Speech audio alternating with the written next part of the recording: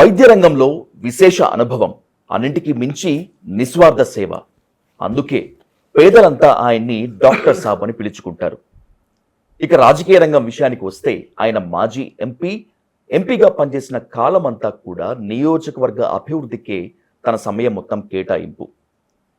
ఎన్నికలు మరికొద్ది రోజుల్లో తెలంగాణలో హీట్ పెంచినటువంటి నేపథ్యంలో రాబోయేటువంటి రోజుల్లో ఒక భువనగిరి పార్లమెంటు పరిధిలో మాత్రమే కాకుండా తెలంగాణ రాష్ట్రం అంతా రాజకీయ సమీకరణాలు ఏ విధంగా ఉంటాయనేటువంటి దానిపై డీటెయిల్గా డిస్కస్ చేద్దాం.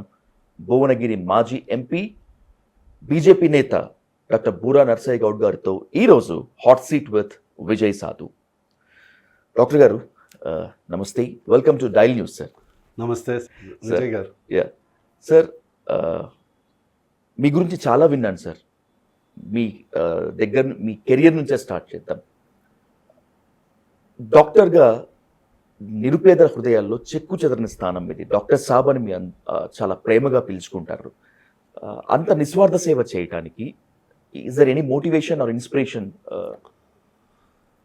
జనరల్గా ఏంటంటే నేను నిస్వార్థ సేవ అని కాకుండా నా బాధ్యతగా భావిస్తాను. ఓకే. ఎందుకంటే ఒక డాక్టర్గా నేను చేసేది కేవలం సర్వీస్. ఫర్ ఎగ్జాంపుల్ ఒక ఆపరేషన్ లేనోడికి 1000 రూపాయలు ఛార్జ్ చేయొచ్చు, 200 ఛార్జ్ చేయొచ్చు, లేకుంటే ఫ్రీగా చేయొచ్చు. ఉన్నోడికి 10,000 చేయొచ్చు, ఇంకా బాగున్నోడికి 20,000 చేయొచ్చు. చేసేది అదే సేవ కదా. అందుకొరకు నేను ఎప్పుడు ఏం చేస్తానంటే కేవలం వృత్తి అనేది కేవలం డబ్బు సంపాదన కాకుండా కుటుంబ పోషణకు డబ్బు సంపాదన అవసరం. బట్ ద సేమ్ టైం నీ వృత్తి చేసుకుంటూనే 10 మందికి హెల్ప్ కూడా చేయొచ్చు. సింపుల్ సిద్ధాంతం. అందులో నేను పెద్ద సేవ చేస్తున్నాను, ఏదో దేశాన్ని ఉద్ధరిస్తానని నేనేం భావించట్లే. నా వృత్తిలో భాగంగా ఎక్కడెక్కడ వీలవుతుందో అక్కడక్కడ పేద ప్రజలకు, పేద వర్గాలకు చేయటం అనేది నా బాధ్యతగా నేను భావిస్తా, కానీ అదేదో నేను సేవ అని నేను భావించాను. తెలంగాణ పోరాటము అంటే రజాకారులకు వ్యతిరేకంగా పోరాటము, తెలంగాణని కాపాడుకోవటంలో ఉన్నటువంటి ఆ వీరోచితత్వము తల్లిదండ్రుల నుంచి మీకు వచ్చింది. ఇప్పుడంటే చాలామంది పారాషూట్ నేతలుగా భావించేటువంటి వాళ్ళు మొత్తం తెలంగాణలో పదవులు అనుభవించారు, పదవులు అనుభవిస్తున్నారు, తెలంగాణ తీసుకొచ్చింది మేమే అని చెప్పుకుంటున్నారు. బట్ మీరు తెలంగాణ రాష్ట్రం రావటానికి కీలకమైనటువంటి తెలంగాణ ఉద్యమంలో అత్యంత క్రియాశీలక పాత్ర పోషించారు. తల్లిదండ్రుల నుంచి వచ్చినటువంటి వారసత్వమా, లేకపోతే తెలంగాణ వస్తే ఖచ్చితంగా అన్ని వర్గాలకు న్యాయం జరగాలి అనేటువంటి పట్టుదల? విజయ్, నాకు ఒకటి సింపుల్ సిద్ధాంతం. నేను జనరల్లీ మేజర్ డెసిషన్స్ కూడా ఎక్కువ తర్జన భర్జన చేయను. Okay, that's my nature. ఒకటి చేయాలనుకుంటే చేయటం, but my heart says I do, అంతే. నిజంగా తెలంగాణ ఉద్యమానికి రావడానికి కారణం ఏంటంటే అందులో తెలంగాణ వస్తే 4 కోట్ల తెలంగాణ ప్రజల జీవితాలు బాగుపడతాయనే ఒక ఏకైక లక్ష్యంతో తెలంగాణ ఉద్యమానికి రావటం జరిగింది. ఆ రోజు నేను one of the top leading surgeon. Corporate హాస్పిటల్లో పనిచేసేది. హాస్పిటల్స్ నేను పనిచేసే హెచ్ఓడిగా ఉన్న హాస్పిటల్స్ అన్నీ ఆంధ్ర వాళ్ళే. అక్కడ నాకు ఇబ్బంది రావచ్చు. Daily 1,00,000-1,50,000 income. ఎందుకు చేశానంటే ఓకే, నేను వచ్చిన నేపథ్యంలో రైతు కుటుంబం నుంచి వచ్చాను. నేను ఉన్నప్పుడు ఇల్లు ఉండే, నాకు చిన్నప్పుడే సైకిల్ ఉండే.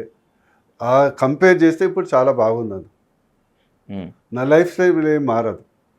కానీ చిన్న చిన్న ఉద్యోగులు కూడా తెలంగాణ రావాలని కోరుకుంటున్నారు. తెలంగాణ మనలాంటి వాళ్ళు 4 కుటుంబ సభ్యుల కంటే 4 కోట్ల కుటుంబ సభ్యులు తెలంగాణ ప్రజలు ఇంపార్టెంట్. తెలంగాణ వస్తే అందరి జీవితాలు మెరుగైతే అది ఏకైక లక్ష్యంతో తెలంగాణ ఉద్యమాలకు రావటం జరిగింది. నా వంతు కృషి చేశాను. నేను ఏది చేసినా కూడా 100% చేస్తాను, వినూత్నంగా చేస్తాను. సో మై ఐడియా ఇస్, నా చిన్నప్పటి నుంచి ఏంటంటే ఇప్పుడు ఏది చేసినా వినూత్నంగా చేస్తాను. అందరు చేసినా నేను చేయను.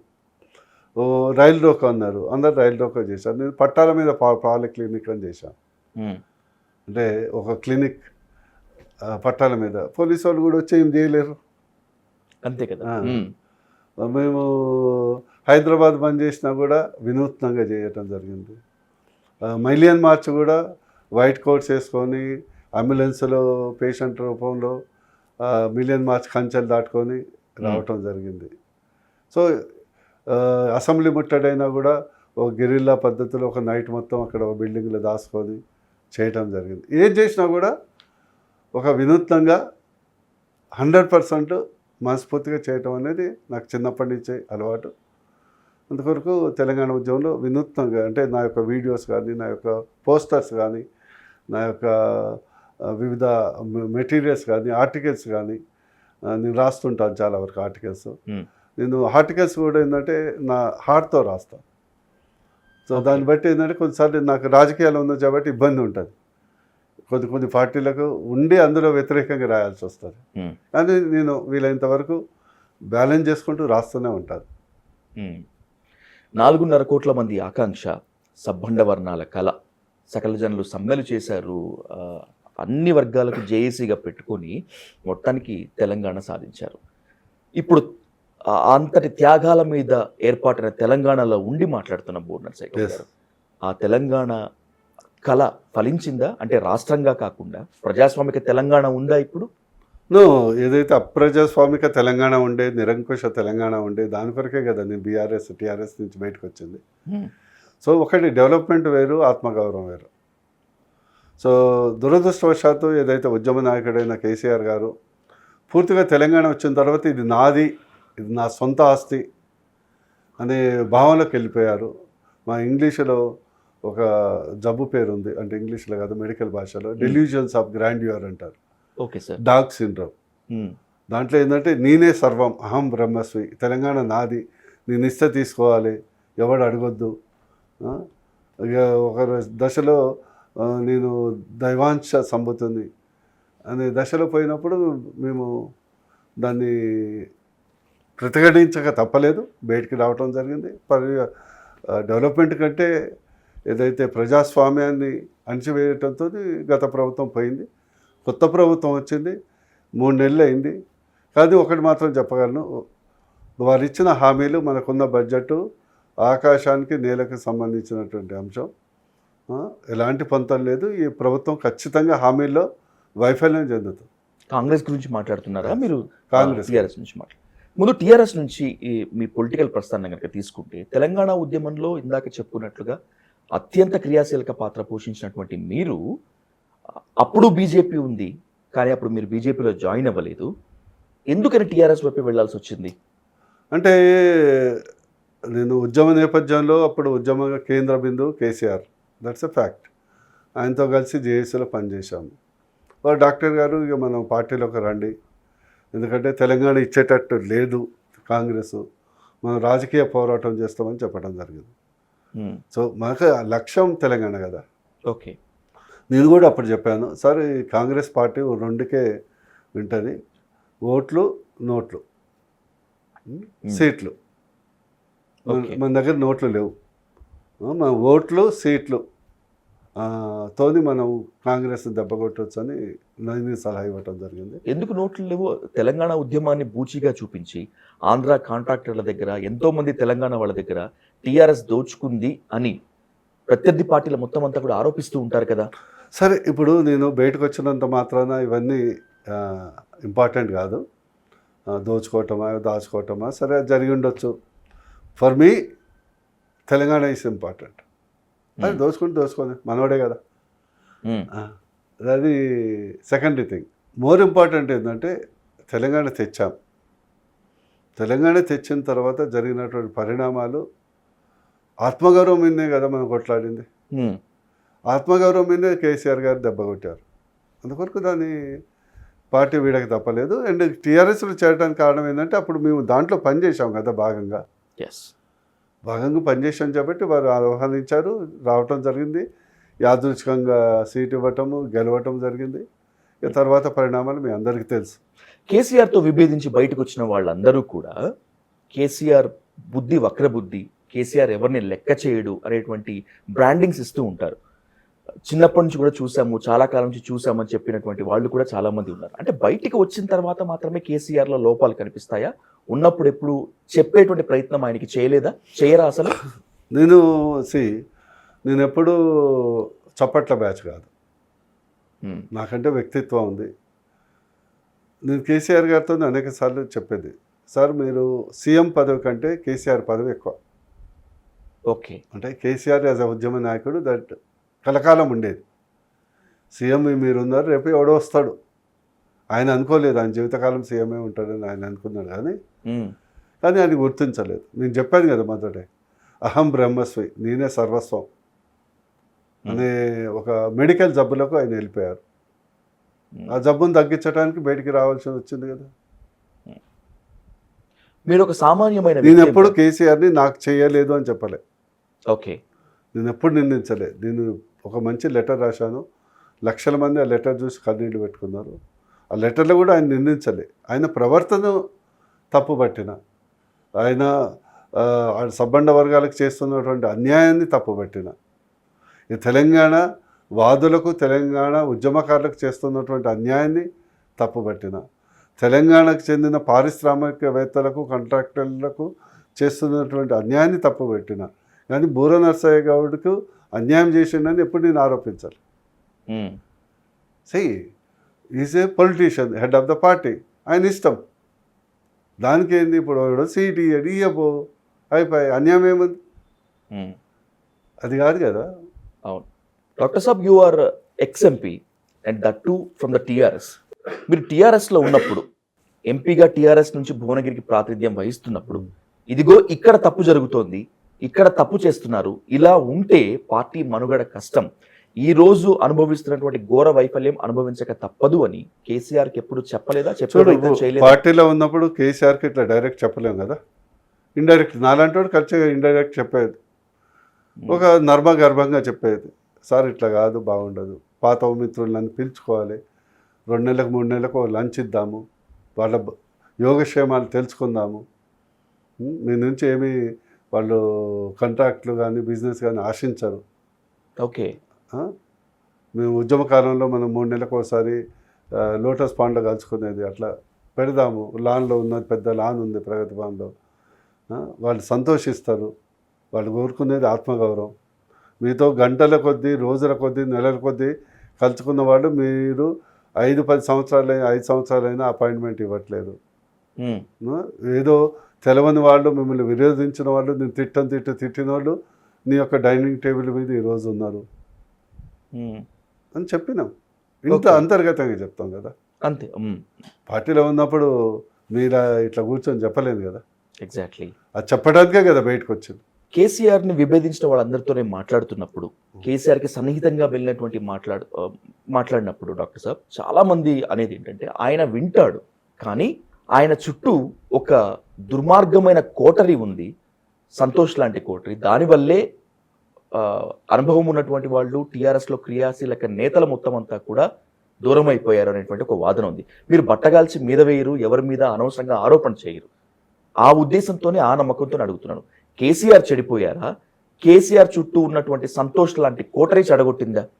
నేను ఒకటి చెప్పనా, ఇది ఒక మీకు చాలామంది మిస్కన్సెప్షన్ ఉంది. ఓకే. కేసీఆర్ని ఎవరో చెడగొట్టిండ్రు, చుట్టూ ఉన్న వాళ్ళు ఆయన్ని కంట్రోల్ చేస్తున్నారు, మీరు చెప్పిన పేర్లని, అదంతా పచ్చి అబద్ధం. ఓకే. కేసీఆర్ని కంట్రోల్ చేసేది కేసీఆరే. That is not family rule, that is a personal rule. సరే వాళ్ళకి ఏదన్నా నష్టం జరిగితే అట్లా ఆరోపణ చేయొచ్చు, కానీ okay, KCR best advisor is KCR only. No one can influence him. No one. ఆయన చుట్టూ ఉన్న వాళ్ళని ఆయనకు అనుగుణంగా ఇన్ఫ్లుయెన్స్ చేస్తారు. ఎందుకంటే చుట్టూ ఉన్న వాళ్ళు అసలు దేర్ ఆర్ నథింగ్స్ కదా. ఓకే. వాళ్ళు రాజకీయంగా కానీ ఇతరత్ర కానీ ఆయన ఇన్ఫ్లుయెన్స్ చేసే వ్యక్తులు కాదు. ఆయన చుట్టూ ఉన్న వాళ్ళని ఆయన ఆలోచన విధంగా ఇన్ఫ్లుయెన్స్ చేయడంతో వాళ్ళు చప్పట్టు కొట్టక తప్పదు. అంతేగాని ఇప్పుడు ఏదనుకుంటారు, కొడుకు కవిత, హరీష్ రావు వీళ్ళందరూ చెప్పినట్టు వింటాడు, మీరు చెప్పిన సంతోష్ కానీ. ఓకే. ఆయన చెప్పినట్టు వీళ్ళు వినాల్సిందే, చాలామందికి తెలియదు. అంటే ఆయన ఏం చేశాడో, ఏం చేస్తున్నారో కేసీఆర్కి మొత్తం అంతా తెలిసే చేస్తారు. తెలిసి చేస్తాడు, తెలిసి చేపిస్తాడు. నెగిటివ్ అయితే ఆపోజిట్ పర్సన్ మీద పడాలి. ఆయన కేసీఆర్ మంచోడు, కానీ ఇప్పుడు మొన్న ఒక కామెంట్ వచ్చింది, ఎమ్మెల్యేల వల్ల ఓడిపోయినామని. ఆ ఎమ్మెల్యేలు చెడగొట్టింది ఎవరు? అచ్చోసిన ఆంబోతుల్లాగా నియోజకవర్గంలో ఎలాంటి కంట్రోల్ లేకుండా వదిలిపెట్టింది కేసీఆరే కదా. ఓకే. ఇప్పుడు అవినీతి కానీ, అక్రమాలు కానీ, పోలీస్ వ్యవస్థను కానీ, రెవెన్యూ యంత్రం కానీ, కబ్జాలు కానీ, ఇవన్నీ నీ ఆధ్వర్యంలో మీ కళ్ళ ముందర జరిగినాయి కదా. ఎస్, జనగామ ఎమ్మెల్యే ముత్తిరెడ్డి ఏదైనా. శంకర్ నాయక్, ఖమ్మం జిల్లా కొత్తగూడెంలో వనమా వెంకటేశ్వరరావు, అన్ని కళ్ళ ముందర జరిగినాయి కదా. నువ్వు యాజ్ ఏ ముఖ్యమంత్రి పదవి, ఆ పదవికి అధ్యక్షుడు పార్టీకి, ఒక్కడి మీద చర్య తీసుకుంటే అందరు సెట్ గారు. ఎగ్జాక్ట్లీ, అవును. మోడీ గారు ఊరుకుంటాడా? మోడీ గారు పాలనలో ఎందుకు ఒక్క అవినీతి మచ్చలేదు? లక్షల కోట్ల బడ్జెట్ కదా, 25, 40, 50 లక్షల కోట్ల బడ్జెట్. రాష్ట్రం, దేశం మొత్తం రాజకీయ పార్టీ ఉంది. ఒక పెద్ద ప్రపంచంలో అతిపెద్ద రాజకీయ పార్టీ ఉంది. ఇక్కడ చిన్న తప్పు చేసినా కూడా అక్కడ తెలుస్తుంది. నీ కళ్ళ ముందర అన్ని అఘాయిత్యాలు జరుగుతున్నా కూడా వాళ్ళని ఎంటేసుకుందామంటే వాణి తప్ప నీ తప్ప. సో కేసీఆర్ ఏమనుకున్నాడంటే నా బొమ్మ మీద ఓట్లు పడతాయి, ఎమ్మెల్యేలు సంపాదించుకొని నేను రాష్ట్రాన్ని దోచుకుంటా, వాళ్ళు నియోజకవర్గాన్ని దోచుకుంటారు. దోచుకోవటం మాత్రం కామన్ ఉండాలి, ఆర్థిక శక్తి ఉంటుంది. రేపు ఎన్నికల మేనేజ్మెంట్ చేద్దాం, ఓటుకి ఇంత వేసి కొనేద్దాం, పోలీస్ వ్యవస్థను నిర్బంధం చేద్దాం, మీడియా ఛానల్స్ అందరినీ గొంతు పెట్టి నొక్కుదాం. ఇక అదృష్టవశాత్తు మీలాంటి యూట్యూబ్ ఛానల్స్, డిజిటల్ మీడియా ఉండబట్టి బతికిపోయినాం. లేకుంటే వారు ఉన్నప్పుడు ఒక్క ఛానల్ అన్న వారికి వ్యతిరేకంగా మాట్లాడిందా? ఎక్సెప్ట్ 1, 2. ఒకవేళ పోల్ మేనేజ్మెంట్లో ఓట్లు కొనుక్కోవడంలో కేసీఆర్ సిద్ధహస్తుడే కనుక అయితే 2014లో మీరు ఎంపీగా గెలిచారు, 2019లో ఓడిపోయారు. 2014లో గెలిచినప్పుడు మీరు ఆ టీఆర్ఎస్ పోల్ మేనేజ్మెంట్తోనే గెలిచారా? 2019లో మీరు ఓడిపోవటం ఆ పోల్ మేనేజ్మెంట్ చేయలేక, ఇంకా కుల్లా చెప్పాలంటే డబ్బులతో ఓట్లు కొనుక్కోలేక ఓడిపోయారు? లేదు, అదే కదా ఆయన ఒక ప్రవర్తన ఏంటంటే ఆ స్టేజ్కి వెళ్ళిపోయాడు. 2014లో మా దగ్గర డబ్బులే లేవు, ప్రజల అభిమానంతో గెలవటం జరిగింది. 2018లో కేసీఆర్ వేవ్ వచ్చింది, అంతో ఇంతో డెవలప్మెంట్, రైతు బంధు, దాంతోనే బయటపడ్డాం. నేను ఓడిపోయింది డిఫరెంట్ కారణాల వల్ల, కేసీఆర్కి నాకు సంబంధం లేదు. ఆయన జరిగింది ఏంటంటే అసెంబ్లీ తర్వాత వారి ప్రవర్తన, 3 నెలలు క్యాబినెట్ చేయకపోవటం, దాని మీద అహంకారం పెరిగిందని మా మీద దెబ్బ కొట్టారు. దానితో మా ఎమ్మెల్యేలందరూ నా మీద కత్తి కట్టి, అంటే నేను ఒక పాపులర్ అవుతున్నా, డెవలప్మెంట్ అవుతుంది. ఇక తెలుసు కదా మీకు ఉమ్మడి నల్గొండ రాజకీయాలు. సో దట్స్ గతం గత. రీసెంట్ ఎన్నికల ఫలితాలు చూసుకుంటే డాక్టర్ సాబ్, సిట్టింగ్లను కనుక మార్చి ఉంటే కాంగ్రెస్కి అధికారం బదలాయింపు జరిగేది కాదు, ఖచ్చితంగా మళ్ళీ టీఆర్ఎస్ గవర్నమెంటే వచ్చేది అని కేసీఆర్ నుంచి కేటీఆర్ వరకు చాలా మంది అదే పనిగా చెప్తూ ఉన్నారు. నిజంగా సిట్టింగ్లను మార్చకుండా కేసీఆర్ తప్పు చేశారా? సిట్టింగ్లను మార్చి ఉంటే తెలంగాణలో మళ్ళీ అధికారం టీఆర్ఎస్ చేతిలోనే ఉండేదా? సిట్టింగ్ అంటే అది ముఖ్యమంత్రి కూడా వర్తిస్తుంది కదా. అంటే కేసీఆర్నే మార్చాలంటారా అసలు? ఇప్పుడు ఆయన 2 సీట్లు నిలబడ్డాడు, ఓ సీట్లో ఓడిపోయిండు కామారెడ్డిలో, అది మీకు కూడా వర్తిస్తుంది కదా. అంటే కామారెడ్డిలో ఆయన సిట్టింగ్ అయితే కాదుగా. సిట్టింగ్ ఇప్పుడు ఆయన మొత్తము మా రాష్ట్రానికే సిట్టింగ్ కదా, యాజ్ అ సీఎంగా. సీఎం నేను చెప్పేదంటే ఇవన్నీ ఏమవుతుందంటే రాజకీయాల్లో ధరణి, ఎల్ఆర్ఎస్ ఇట్లాంటి ఘోరమైనటువంటి పాలసీస్ వచ్చాయి. ప్రజల ఆస్తులు దోచుకునేది. 25 లక్షల ప్లాట్స్ని వీళ్ళు ఎల్ఆర్ఎస్ పేరు మీద పేద మధ్యతరగతిని అది నిర్వీర్యం చేశారు. నేను చాలాసార్లు చెప్పాను. కానీ ఎంతమంది సఫర్ అయ్యారు?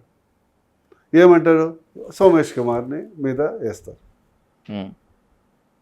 సోమేష్ కుమార్ వల్ల జరిగింది అని అంటాడు. Who is Somesh Kumar? State అండర్లో పనిచేసేటువంటి ఒక వ్యక్తే కదా. బ్యూరోక్రాట్. వాడు ఆ సలహా ఇచ్చిండొచ్చు. ఒక ముఖ్యమంత్రిగా మా రాజకీయ నాయకుల సలహా మీరు తీసుకోవాలి కదా.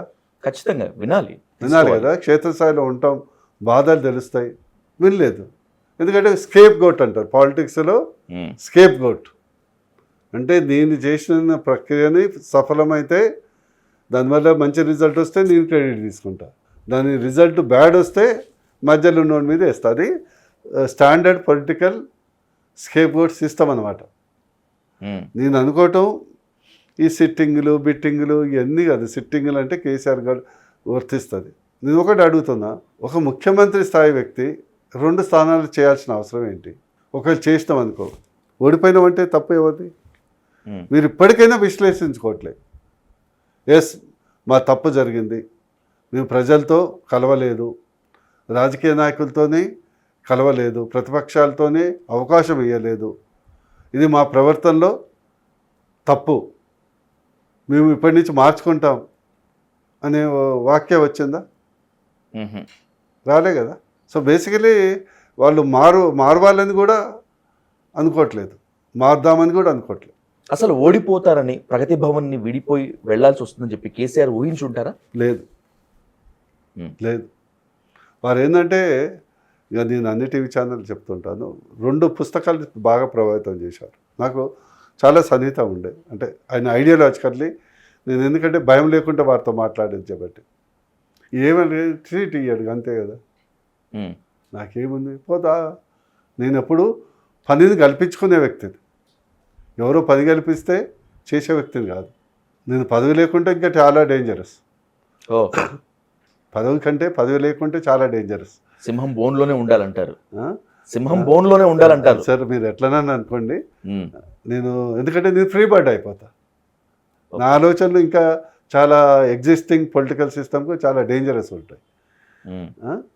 అందుకొరకు మనము కేసీఆర్ని వారేదో ఎమ్మెల్యేలు మార్చలేదు అనేది కాదు, వారి ఒక్కటే ఒక రీజన్, వారి ప్రవర్తన వల్ల ప్రభుత్వం పడిపోయింది, అంత మించి ఏం లేదు.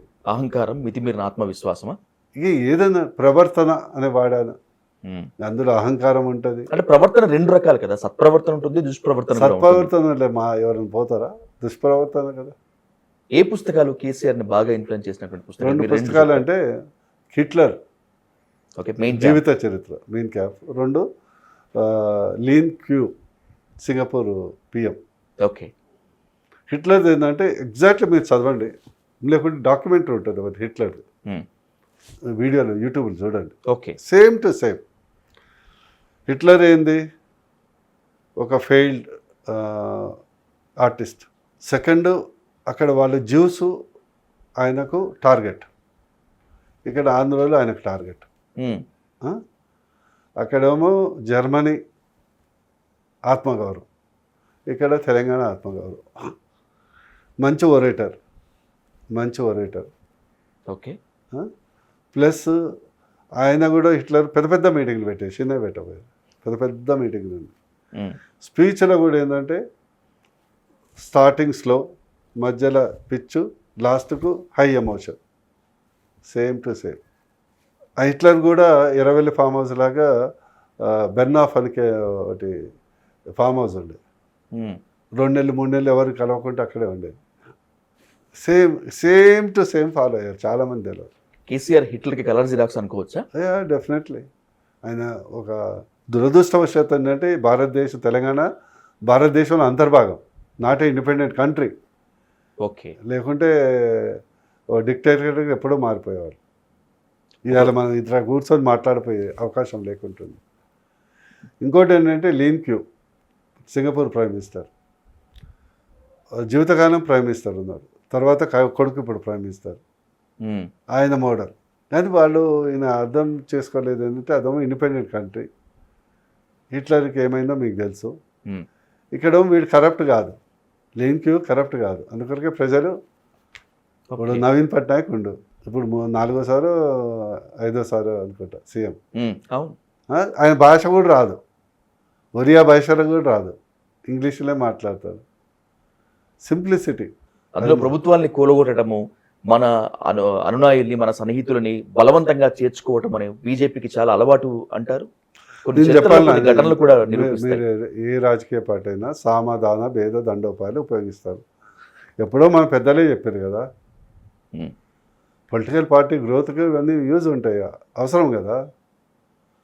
అందులో విచిత్రం ఏముంది? ఇప్పుడు ఒకటేంటంటే ఎనీ పొలిటికల్ పార్టీ, కాంగ్రెస్ ఉన్నప్పుడు ఎన్ని ప్రభుత్వాన్ని ప్రెసిడెంట్ రూల్ పెట్టలే, డిస్మిస్ చేయలే. కానీ బీజేపీ ప్రత్యేకత ఏంటంటే కూల్చదు, వాళ్ళు కూలిపోతుంటే ఆపదు. కొన్ని చోట్ల కూలిపోయే పరిస్థితులు కూడా తీసుకొస్తుంది కదా. అది ఏ పార్టీ అయినా మేము పవర్లోకి రావాలని అనుకుంటారు కదా. ఇప్పుడు మేము బీజేపీ ఉంది, కాంగ్రెస్ 5 ఏళ్ళు బాగా పరిపాలించాలని నెలకు ఒక 10,000 కోట్లు పంపిస్తామా ఏంది? ఉమ్, రేపు వాళ్ళకి ఏమైనా విభేదాలు వచ్చి కూలిపోయారు అనుకో, కూలిపోతున్నారు అనుకో, తెలంగాణ అభివృద్ధి దృష్ట్యా దాన్ని మేము అనుకూలంగా మార్చుకోవాలా లేదా? ఉమ్, కూలిపోయేటట్టు మేము చేయం. ఇప్పుడు కర్ణాటక తీసుకోండి, వాళ్ళతోని రాజీనామా చేయించి మళ్ళీ కాంటాక్ట్ చేయించారు కానీ పార్టీలో జాయిన్ చేయించుకోవాలి. ఉమ్, ఇప్పుడు హిమాచల్ తీసుకోండి, 6 ఎమ్మెల్యేలు ఏదో ఇటో పోయినారు, మన దాంట్లో చేర్చుకోవాలి. మహారాష్ట్ర తీసుకోండి, శివసేనకు అంతర్గత విభేదం, ఎందుకంటే సైద్ధాంతిక విమానం. ఉమ్, ఎందుకంటే శివసేన ఫండమెంటల్ ఏంటంటే బీజేపీ కంటే ఎక్కువ హిందుత్వవాది, తెలుసు కదా? అవును అవును. బీజేపీ కంటే ఎక్కువ హిందుత్వవాది, అది బాల్ ఠాక్రే యొక్క సిద్ధాంతం.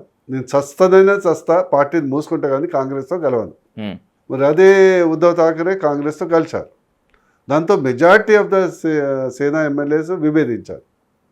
అప్పుడు ఏం చేస్తాం? ఉమ్, ఏం చేస్తాం చెప్పండి? వద్దురా భయ్, మీరందరూ అక్కడే ఉండండి, మీరు ప్రభుత్వం నడిపించుకోండి, మేము అపోజిషన్నే కూర్చుంటాం అంటామా? ఉమ్, చెప్పండి. Suppose you are heading BJP party అంటామా? ఉమ్. మన మార్పు ఉండేటట్లు చూసుకుంటాం కదా. బీజేపీ ఎప్పుడు, నేను పార్టీలో చేరినాక నాకు అంతర్గతంగా అర్థమైందంటే మనం కూల్చాం, ఆడు కూలిపోతుంటే మనం కాపాడం, ఉమ్, మనం దాన్ని మన వైపు మలుచుకుంటాం. కూలిపోయే పరిస్థితులు కూడా ఏం కల్పించరు. కల్పించాలంటే అంతర్గతంగా వాళ్ళు కూలిపోవటానికి సిద్ధమైతే మనం ఏమి ఆపుతాం? ఉమ్, కాళేశ్వరం కుంగిపోయింది, పర్రెలు ఆగుతుంది, ఇక బీజేపీ పోయి రిపేర్ చేస్తుంది, దాన్ని చేస్తాం ప్రాజెక్టు. మనకు అధికారం రావాలి, అధికారం వచ్చినట్లు చేసుకోవాలి. న్యాచురల్ కదా, ఉమ్, ఏ పార్టీ అయినా అంతే. ఉమ్, ప్రజలు క్షేమంగా, మోడీ గారు మాత్రం ఒకటి, ఇర్రెస్పెక్టివ్ ఆఫ్ ద పార్టీ, దేశం బాగుండాలంటే రాష్ట్రాలు బాగుండాలి, ఓకే. రాష్ట్రాలు బాగుంటేనే సమాజం బాగుంటేనే దేశం బాగుంటుంది. కానీ రాష్ట్రాల మీద బీజేపీ అనవసరమైన పెత్తనం చేస్తోంది, ప్రజాస్వామిక స్ఫూర్తిని, ఫెడరల్ స్ఫూర్తిని కిల్ చేస్తోంది అంటూ తెలంగాణ మాజీ సీఎం కేసీఆర్ పదే పదే చెప్పేవాళ్ళు. చాలా రాష్ట్రాల ముఖ్యమంత్రులు దానికి వంత పాడారు. అవునా? మోదీ చెప్పనా పెడుతున్నారా? సాధు, గత ప్రభుత్వం, మా మాజీ బాసు ఇక ప్రజాస్వామ్యం గురించి మాట్లాడితే దయ్యాలు వేదాలు వాళ్ళు ఇచ్చినట్టుంటాయి. డాక్టర్ సాబ్, మీరు కామన్ మెన్ కాదు.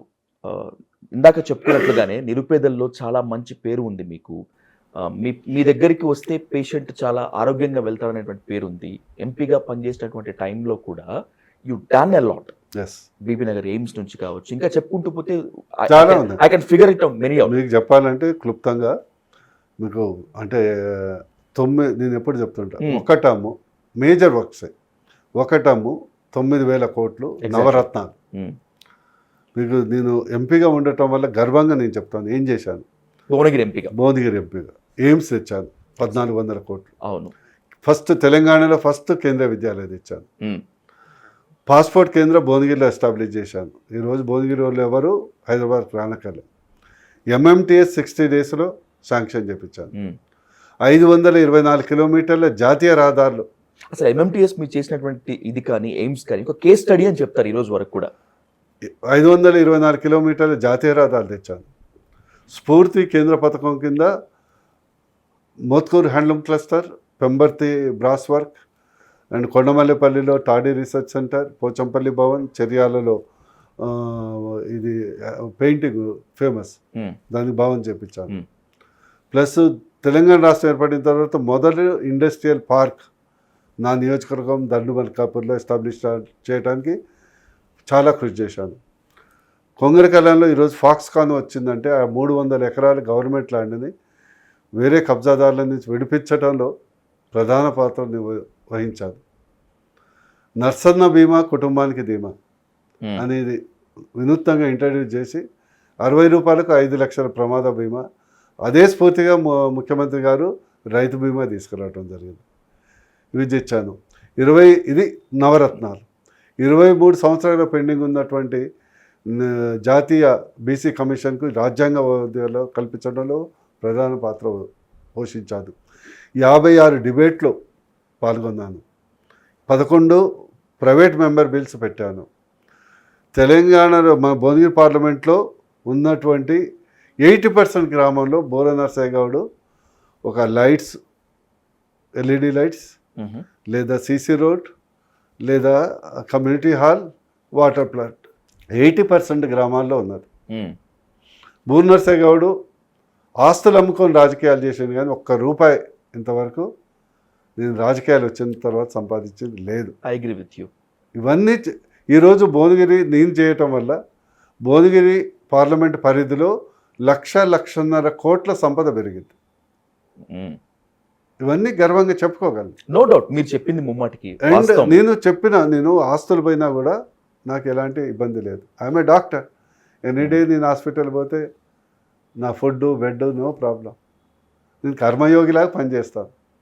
నాకు పెద్ద లక్ష్యం ఉంది. నా లక్ష్యం ఏంటంటే లేనోడిని ఉన్నోడిని చేయాలి. సమాజం అంతా బాగుండాలని కోరుకుంటారు, అందరూ ఆర్థికంగా ఎదగాలని చెప్పి కోరుకుంటారు. అన్ని విషయాల్లో కూడా మంచినే ఆకాంక్షించే మిమ్మల్ని టిఆర్ఎస్ ఎందుకు వదులుకుంది? టిఆర్ఎస్ అనేది, కేసీఆర్ అనేది ఫ్యూడల్ మోడల్. అందరూ బూర్నర్సే గౌడ్ ఎట్లా ఫిట్ అవుతారు? సామాన్యుల నుంచి, నిరుపేదల నుంచి అత్యంత మన్ననలు అందుకునేటువంటి మిమ్మల్ని కేసీఆర్ ఒక దశలో అత్యంత దారుణంగా అవమానించారు. ఏంటి ఆ ఎపిసోడ్ వెనుక ఉన్న రీజన్? నన్ను దారుణంగా ఆయన నేను ఎప్పుడు అవమానపడదు. ఎందుకంటే నేను నవ్వుతాను, వదిలిపెడతాను.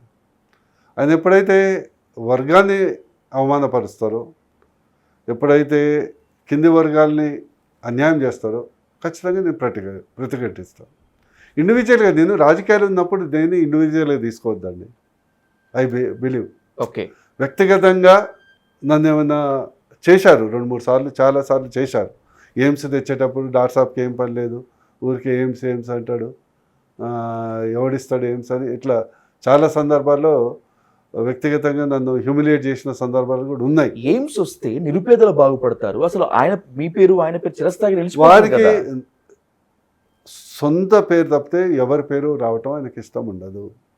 Okay, that is a fundamental ఆయన మానసిక జబ్బు.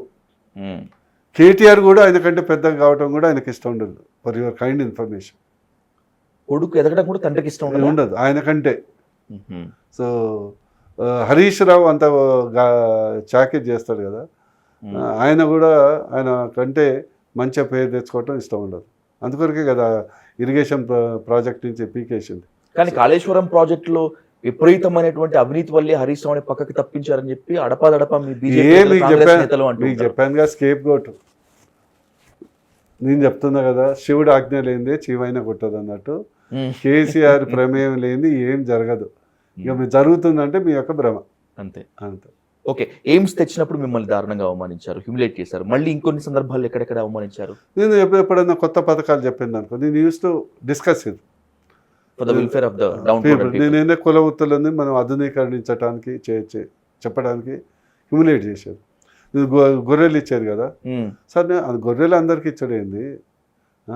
చదువుకుంటే వాళ్ళకు, డాక్టర్లకు, అడ్వకేట్లకు, పారిశ్రామిక ఇచ్చాడు ఏంది? మీరు దానికంటే కేంద్ర ప్రభుత్వంలో లైఫ్ స్టాక్ మిషన్ ఉంది, దానికి అనుసంధానం చేస్తే ఈ యొక్క యాదవులు, కుర్మోళ్ళు కొద్దిగా పారిశ్రామికవేత్తలుగా మారుతారు. నాన్ గ్రేజింగ్ మెథడ్ ఉంటే ఇక నువ్వు చెప్పొచ్చు నాకని ఇట్లా అనేవాళ్ళ. అంటే ఇట్లా నన్ను ఎప్పుడు అగౌరవంగా చూడు. ఎందుకంటే నేను నా గౌరవం డిస్టెన్స్ మెయింటైన్ చేసేది కదా. బాడీ లాంగ్వేజ్లో హ్యూమిలేట్ చేయొచ్చు, రకరకాల పట్టించుకోకపోవటం, వేరే వాళ్ళ దగ్గర మాట్లాడటం. ఇది మన డబుల్ బెడ్రూమ్లో కూడా నేను చాలా సందర్భాలు చేసినప్పుడు కూడా హ్యూమిలేట్ చేశారు, కోపంగా మాట్లాడిండు. నేను చెప్పాను సార్, ఈ 5 లక్షలు 7 లక్షలు పెట్టి మీరు కట్టించడం ఏంది? ఏదో వాడు ఇక్కడ దోమలగూడలు పని చేస్తాడు, పక్కన ఇల్లు ఉంటే పోయి పని చేసుకుంటాడు. మీరు తీసుకుపోయి అవుటర్ రింగ్ రోడ్ అవతల కడితే వాడికి ఏమైనా కారు ఉంటుందా? రావడానికి 2 గంటలు, పోవడానికి 2 గంటలు. కేంద్ర పథకం ఉంది, ప్రధానమంత్రి ఆవాస్ యోజన 1,50,000 అది వస్తుంది. మనం 2.5 లక్షలు ఇద్దాం, 4 లక్షలు ఇస్తే ఆడు కట్టుకుంటాడు కదా. మంచి ఆలోచన. ఆయన ఫిక్స్డ్ ఉంటుంది. అవమానాలు పొంది లేదంటే ఆత్మగౌరవాన్ని కాపాడుకోవటం చాలా సందర్భాలు నేను ఎయిమ్స్ జీవో వచ్చినాక చాలా సంతోషంగా ప్రగతి భవన్ పోయి ఆ జీవో కాపీ, ఫ్లవర్ బొకే తీసుకుపోయి ఇచ్చాను. ఆ ఫోటో ఉంది, ఆయన ఫేస్లో ఎవరైనా సంతోషంగా చూస్తారు కదా. ఎప్పుడైనా తండ్రి కొడుకు మంచిగా ఏదైనా సాధిస్తే గర్వపడతాడు కదా. అట్లనే నాకు కూడా ఒక అధినాయకుడు కదా, నా పార్టీ నాయకుడు కదా, నేనేమైనా సంతోషంగా మా నాయకుడి దగ్గర పోయి నేను ఇది తీసుకొచ్చాను అని చెప్పడానికి పోతే మొక్కమంతా చెట్లిచ్చుకొని పక్కనున్న సంబంధం లేని వ్యక్తికి ఒక ఎమ్మెల్యే కంగ్రాట్స్ అని చెప్పాడు. అంటే ఎంత అతనికి మీ నియోజకవర్గానికి ఏమాత్రం సంబంధం లేదు అసలు. నియోజకవర్గంలో ఉన్నాడు, ఆయనకు ఎయిమ్స్ సంబంధం లేదు, ఆయనకి ఎయిమ్స్ ఫుల్ ఫామ్ కూడా తెలియదు. ఓకే. ఒక ఎమ్మెల్యేకు యాదృచ్ఛికంగా పక్కన ఉంటే కంగ్రాట్స్ అని చెప్పాడు. It's a humiliation. ఇక అట్లాంటివి చాలా జరిగినాయి. బట్ నేను సమాజం కొరకు రాజకీయాల్లో ఉన్నాను. శ్రీకృష్ణుని చూసి చాలా సినిమాలు చూసి నేర్చుకున్నాం. ఎవరైనా అవమానించినా కూడా నవ్వి వదలు. ఇలాంటి హ్యూమిలియేషన్ ఎపిసోడ్స్, మిమ్మల్ని చిన్నబుచ్చేలా మాట్లాడుకోవటము, మిమ్మల్ని హట్ అయ్యే విధంగా ప్రవర్తించడం, ఇవన్నీ మీలో బాధను పెంచుతాయా, కసిని పెంచుతాయా? ఖచ్చితంగా లక్ష్యం వైపు కసి పెరుగుతుంది. I don't care. 2014 నుంచి 2019 వరకు మీరు చేసిన డెవలప్మెంట్ భువనగిరి పార్లమెంట్ కాన్స్టిట్యున్సీలో ఈ కసితోనే మొత్తం అంతా. ఎస్, ఖచ్చితంగా నేను ఎప్పుడు ఏది చేసినా 100% చేస్తాను. ఏది చేసినా 100% చేస్తాను. నేను 10 సార్లు ఎంపీ అయినా కాదు ఇంపార్టెంట్, నేను ఏం చేసింది అనేది ఇంపార్టెంట్. ఇంత అభివృద్ధి చేసినా కూడా 2019లో ఓడించారు ప్రజలు అని కోపం రాలేదా? లేదు, నవ్వాను. ఎందుకు? ఎందుకంటే ఓడించింది ప్రజలు కాదు. అప్పుడు ఏంటంటే ఎమ్మెల్యేల ఎన్నికలు అయిపోయినాయి, సపరేట్ ఎంపీ ఎన్నికలు వచ్చాయి, వ్యవస్థ అంతా వాళ్ళ చేతులు ఉంది. దుష్ప్రచారం చేశారు, ప్లస్ ఓట్లు మా నాయకుల్ని పని చేయకుండా చేశారు. ప్రత్యర్థుల మీ పార్టీ వాళ్ళే? మా పార్టీ వాళ్ళు, ప్రత్యర్థులు కాదు. 6 ఎమ్మెల్యేలు గెలిచాము, అయినా ఓడిపోయాము.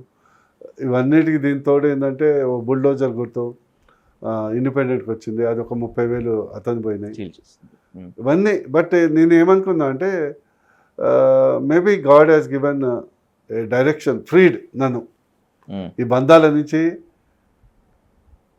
విముక్తి చేసిండే, నాకు కొత్త డైరెక్షన్ ఇచ్చిండేమో అనుకున్నా. కానీ ఇష్టంగానే బీజేపీలోకి వచ్చారా, బలవంత పెట్టారా, బెదిరించారా? లే, నన్ను బెదిరించడానికి ఎవరు ఉంటారు? సాధారణంగా డబ్బులున్న వాళ్ళ మీద, పేరున్న వాళ్ళ మీద బెదిరింపులకి, ప్రలోభాలకి దిగి బీజేపీ కాషాయ కండువా కప్పేస్తున్నటువంటి అపవాదు ఉంది. మాకు ఆ కేటగిరీ కాదు కదా, మేము కర్మయోగి. ఒక విధంగా ఇష్టంగానే వచ్చాను. ఓకే. ఎందుకంటే నేను చేసిన డెవలప్మెంట్ అంతా కేంద్ర ప్రభుత్వం నిధులతోనే, మీకు చెప్పినవి అన్నీ. ఎగ్జాక్ట్లీ. లెటెస్ట్ సే బీజేపీ తెలంగాణలో ప్రభుత్వం వస్తే ఇంకా డెవలప్మెంట్ బాగా చేయొచ్చు అనే ఒక ఏకైక లక్ష్యంతో రావడం జరిగింది. మీరు ప్రతిదీ కేంద్ర ప్రభుత్వంతో లింక్ పెడుతున్నారు కాబట్టి ఈ పేరు అంతా మీకు కేంద్ర ప్రభుత్వానికి పోతుంది అనే భయంతో కేసీఆర్ మిమ్మల్ని దూరం పెట్టారనుకోవచ్చా? అట్లా అనుకుంటే నాకు సెకండ్ టైం టికెట్ ఇయ్యాడు కదా. అది దానికంటే ఆయన ఓర్చాడు, ఎవరన్నా మంచి పేరు వస్తే ఓర్చాడు. సొంత కొడుకునే ఓర్చాడు అంటే మీకు ఇంకేం చెప్పాలి? Are you comfort in BJP sir? I'm comfortable. ఒకటేంటంటే మనిషి ఎప్పుడు ఏ పార్టీలో అయినా కూడా కొన్ని లిమిట్స్ ఉంటాయి. ఓకే. ఆ లిమిట్స్లో పనిచేయాల్సి వస్తుంది. నాకు ఇష్టం వచ్చింది నేను చేయటం అనేది ఏ పార్టీలో సాధ్యపడదు. But at the same time majority of the మనకు ఆలోచనలు డెవలప్మెంటే కదా, నాకు అనుసంధానం అవుతుంది కాబట్టి డెఫినెట్లీ బీజేపీతో హ్యాపీగా ఉన్నాను. ఒక ధార్మికంగా ఆలోచించేవాడిని, స్పిరిచువల్గా ఆలోచించేవాడిని కాబట్టి ఐఎమ్ కంఫర్టబుల్. మరికొద్ది రోజుల్లో జరగనున్నటువంటి పార్లమెంట్ ఎన్నికల్లో భువనగిరి పార్లమెంట్ కోసం బీజేపీ అభ్యర్థిగా మీరు కంటెస్ట్ చేయబోతున్నారు. మీ కాన్ఫిడెన్స్ ఏంటి? ఒకటి, మోడీ గారు చేసినటువంటి డెవలప్మెంట్ దేశానికి కానీ రాష్ట్రానికి కానీ. రాష్ట్రానికి దాదాపు ఆయన 9,36,000 కోట్ల నిధులు ఇచ్చారు. అంత నిధులు ఈవెన్ టీఆర్ఎస్ కూడా 10 ఏళ్లలో ఖర్చు పెట్టలే. ఈరోజు తెలంగాణ రాష్ట్రంలో 5,000 కిలోమీటర్ల జాతీయ రహదారులు ఉన్నాయి. ఇమాజిన్ చేయి. ఈరోజు రాష్ట్రంలో ప్రతి గింజ కొనేది కేంద్ర ప్రభుత్వం, రైతులకు అనేక పథకాలు ఇచ్చేది కేంద్ర ప్రభుత్వం, యువకులకు ఉద్యోగాలతో పాటు ఆత్మనిర్భర్ సెల్ఫ్ ఎంప్లాయ్మెంట్ మీద ఇచ్చేది కేంద్ర ప్రభుత్వం. And more important is Modi గారు నిస్వార్థంగా, హానెస్ట్గా చేసే వ్యక్తి. దేశం తలెత్తుకొని తిరుగుతుంది సింపుల్గా. ఆమె ఇండియన్ అని ప్రతి దగ్గర చెప్పచ్చు. నెంబర్ 2, ఈరోజు నేను చెప్పాను కదా, హిందూయిజం గ్లోబల్ రిలీజన్ అవుతుందా అట్లా? స్పిరిచువలిజం అనేది ముస్లిం దేశాల్లో కూడా యోగా ఇతరత్ర ఆలోచన పడేది. అంటే నేనేంటంటే మనం ఒక common platform, God is one అన్నప్పుడు మనం ఎందుకు కొట్టుకొని రావాలి? 3, రేపు బూర్ నర్సయ్య గౌడ్ గత రిపోర్ట్ కార్డు మీరు చూడండి, నా ముందు ఎంపీ చూడండి, నా తర్వాత ఎంపీని చూడండి, ఓకే. కాంగ్రెస్ ఎంపీలు. ఇప్పుడు రేపు ప్రభుత్వం ఖచ్చితంగా మోడీ గారు రాబోతున్నారు. తెలంగాణలో 2 సీట్లు తక్కువ వచ్చినా, 12 సీట్లు వచ్చినా, 10 వచ్చినా మోడీ గారు అయితే ప్రైమ్ మినిస్టర్ అవుతారు. రేపు ప్రధానమంత్రి మోడీ గారు అయితే ఇక్కడ కాంగ్రెస్ అనేది ఈ 100 రోజుల్లో it is a failed government. ఏ ఒక్క గ్యారంటీని కూడా అమలు చేయలేదు, ఎక్సెప్ట్ ఆ ఫ్రీ బస్ సర్వీసెస్ తప్పితే. ఓకే. కేవలం ఉచిత ప్రకటనలకే అయింది. వాళ్ళది ఖాళీ కుండలు. ముఖ్యమంత్రి గారే చెప్పారు, ఈరోజు రాష్ట్రం బాగుండాలంటే, భువనగిరి డెవలప్ కావాలంటే కేంద్ర ప్రభుత్వ సహకారం అవసరం ఉంది. కేంద్ర ప్రభుత్వ సహకారం కావాలంటే ఏ రాజకీయ పార్టీ అయినా ఓట్లు సీట్లు ఆశిస్తుంది కదా, ఖచ్చితంగా ఓట్లు సీట్లు ఆశిస్తుంది కదా. మీ ద్వారా భువనగిరి ప్రజలకు, తెలంగాణ ప్రజలకు విజ్ఞప్తి చేస్తున్నా, కాంగ్రెస్ ప్రభుత్వాన్ని ఇక్కడ అవకాశం ఇచ్చారు, వీళ్ళది ఖాళీ కుండలు.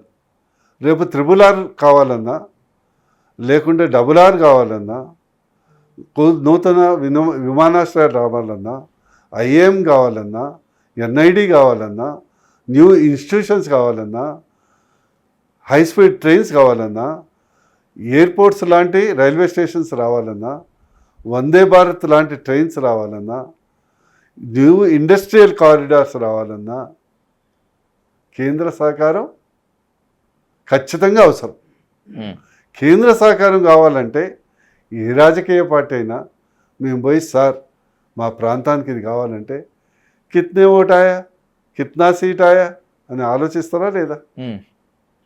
ఎన్ని ఓట్లు వచ్చినాయి డాక్టర్ సార్, నిన్ను గెలిపించరా నీ ప్రాంతాన్ని అని అడుగుతారా లేదా? అందుకొరకు భువనగిరి ప్రజలకు నేను విజ్ఞప్తి చేసేది ఏంటంటే, అభ్యర్థుల రిపోర్ట్ కార్డు కూడా చూడండి. అందుకొరకు బీజేపీకి వేస్తే ఏంటంటే, మోడీ గారి దగ్గర నేను కూర్చుంటా, రేపు మా అమిత్ షా దగ్గర కూర్చుంటా. బూర్ గౌడ్కి ఏం లేదు, భయం లేదు. నా ప్రాంతం తెలంగాణ డెవలప్మెంట్, నా దేశం డెవలప్మెంట్. నాకేం కాంట్రాక్ట్లు ఉన్నాయా, నాకు బిజినెస్ ఉందా? నిర్భయంగా పోతా, సార్ నాకు ఇది కావాలి, IAM కావాలి, నా భువనగిరిలోనే కావాలి, ఒక రేపు యోగా యూనివర్సిటీ కావాలి, ఇంకా జాతీయ రహదారి R తొందర కంప్లీట్ కావాలి, ఓకే. MMTS తీసేసి మెట్రో ఇవ్వండి మాకు. నాకు ఒక గోల్ ఉన్నది, హైదరాబాదు, అమరావతి, మచిలీపట్నం ఒక హై స్పీడ్ ట్రైన్ కావాలి, వయా సూర్యాపేట, చౌటుప్పల్ నాకు ఒక ఉంది, మాకు డ్రై పోర్ట్ కావాలి, మాకు దగ్గర పోర్టు లేదు. కూర్చుంటా కదా, కూర్చుంటే ఓకే డాక్టర్ సాబ్ అని అంటారు కదా. మరి ఎప్పుడు అంటారు? నేను ఎంపీ అయితేనే కదా. As you appealed progress report card చూసే ముందు మీ పార్లమెంట్లో ఖచ్చితంగా చూడాల్సింది క్యాస్ట్ కార్డ్. భువనగిరి పార్లమెంట్లో బీసీ కార్డ్ బీజేపీ ప్రయోగించింది. బీసీ సీఎం అవబోతున్నాడు అని ఎత్తుకున్నటువంటి నినాదమే తెలంగాణలో బీజేపీకి బొక్కబోర్లా పడే ఫలితాలు ఇచ్చింది అనే విమర్శ మీ పార్టీ ఎదుర్కొన్నటువంటి నేపథ్యంలో భువనగిరి పార్లమెంట్లో బీసీ కార్డు ప్రయోగం ఏ మేరకు ఫలిస్తుంది? నేను అన్ని వర్గాల నాయకుడిని, అన్ని వర్గాల క్షేమం కోరుకునే నాయకుడిని.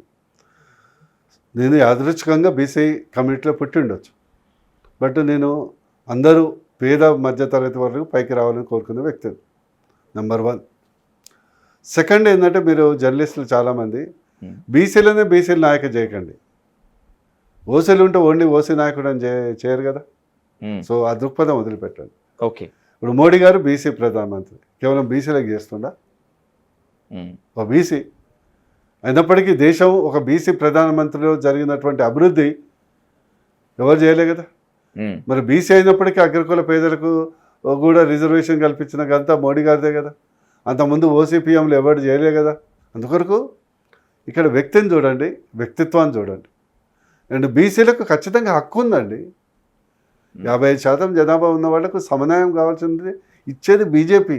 ఒక డాక్టర్గా నేను బిలీవ్ చేసేది ఏంటంటే, ఆర్థికంగా అందరు ఎక్కితే బీసీ, ఓసీ, ఎస్సీ, ఎస్టీ ఉండవు. ఈ యొక్క అసమానతలు అనేది ఆర్థిక అసమానతలు అని నేను బిలీవ్ చేస్తాను. నేను ఏక హిందూ శ్రేష్ఠ హిందూ అని బిలీవ్ చేస్తాను. అందరు గోత్రం భారత వర్షాన్ని పెట్టుకోమని బిలీవ్ చేస్తాను. కులాల గురించి మాట్లాడుకోవటము, కులం గురించి తప్పనిసరిగా డిస్కస్ చేయటం ఒక దౌర్భాగ్యమైన పరిస్థితి డాక్టర్ అదే సాబ్. తప్పులేదు. ఒప్పుకుంటాను. ఇది కానీ మీ పార్లమెంట్ మొత్తం అంతా కూడా సంకుల సమరం, రెండు అసెంబ్లీ నియోజకవర్గాల్లో మొత్తం డామినేషన్ అంతా కూడా మోస్ట్లీ ఎస్సీలదే.